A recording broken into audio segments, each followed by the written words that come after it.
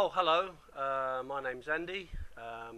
It's a bit late in the day to be doing this sort of thing, but because I'm a bit tired, been very busy, but we'll give it a go. Um, this magazine has been featured in a few um, vids that I've been watching recently. There's another one there. I do enjoy this particular magazine with a lot of the articles. And this particular article was featured just recently by a channel that I watch from time to time, and it's about the collapse of civilization. So I thought I'd say a few words about that.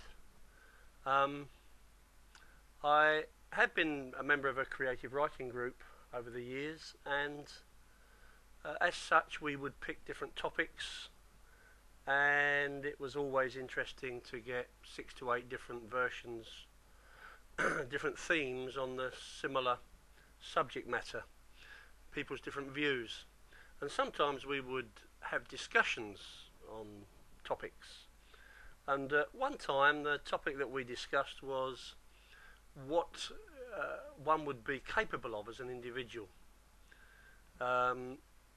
which was quite enlightening because, you know, living in the Western world where we've got most things to hand, reasonably comfortable, the idea of maiming and killing and all that sort of thing really is something that we wouldn't really condone or want to do, or even think ourselves capable of doing.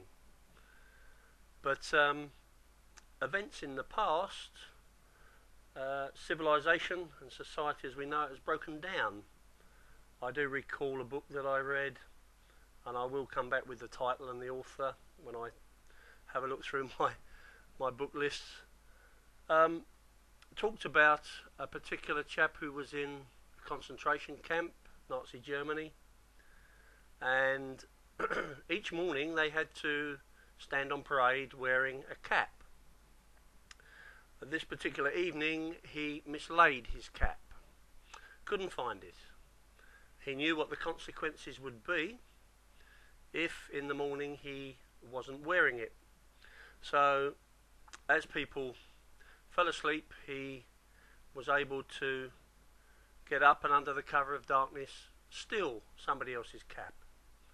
And in the morning at the parade he stood there wearing it, and he heard further down the rank somebody dragged out, marched to one side and shot.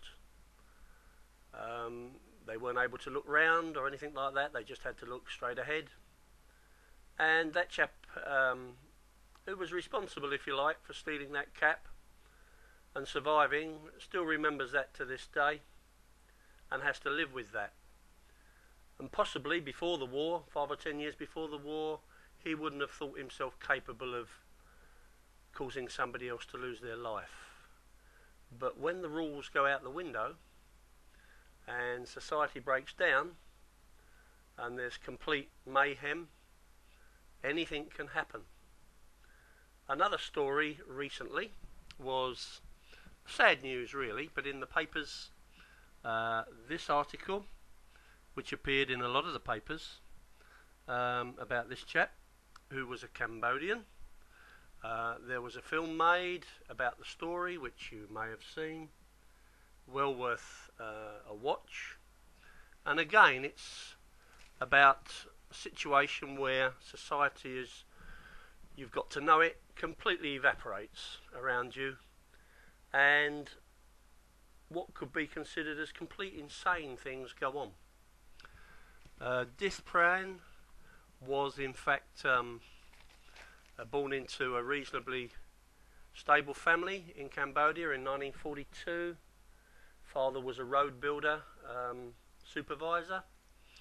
Dith had a reasonable education, could speak French and English, and found work as a translator prior to the Khmer Rouge taking over the country.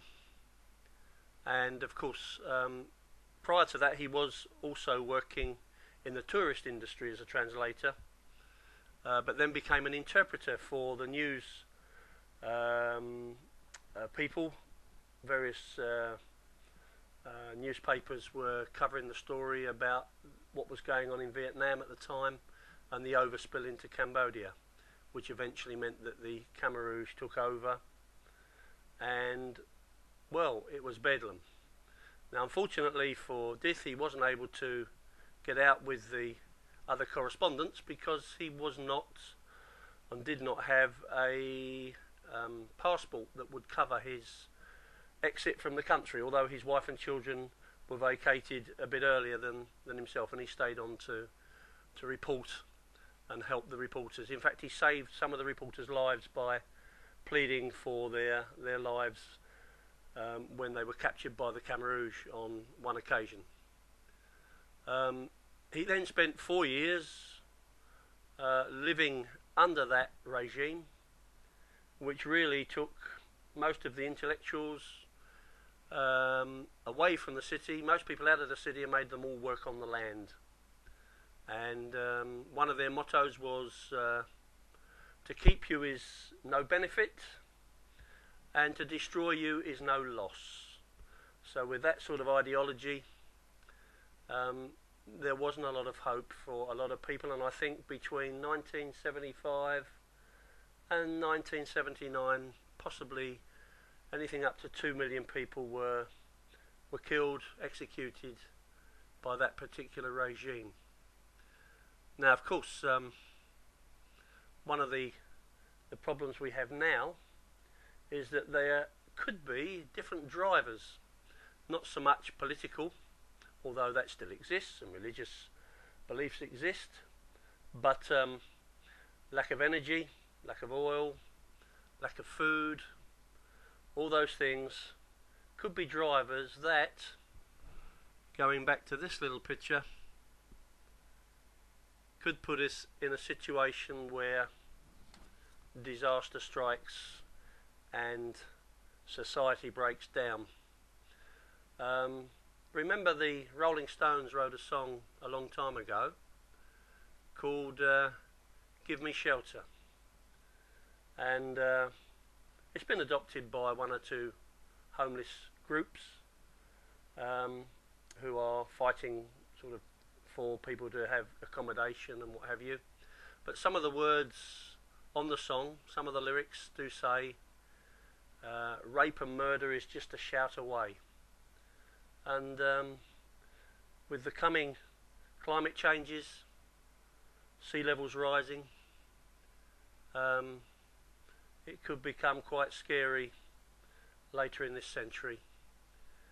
So we'll have to wait and see, but in the meantime, look and read and work together on formulating strategies to try and avoid the precipice.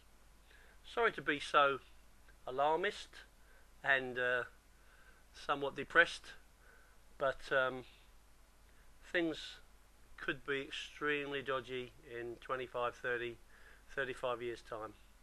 Okay, that's it from me. See you again. Bye-bye.